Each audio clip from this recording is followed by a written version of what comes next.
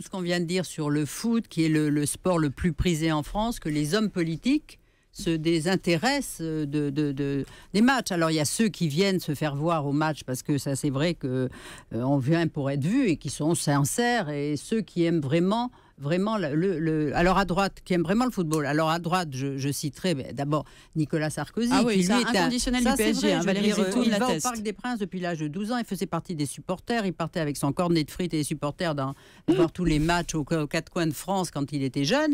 Et il a continué, ça c'est vrai. Et même tous les spécialistes du foot disent qu'il est très connaisseur. Il peut vous raconter un match il y a 15 ans.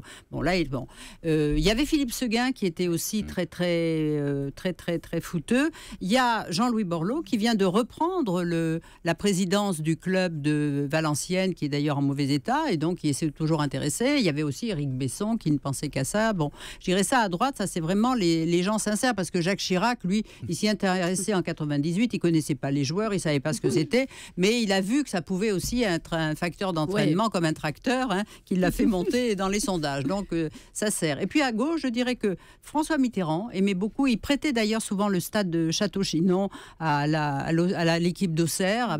Et puis on m'a raconté que quand André Rousselet était le patron de Canal+, il allait souvent à Canal+ pour voir les matchs avec lui, donc il aimait beaucoup ça.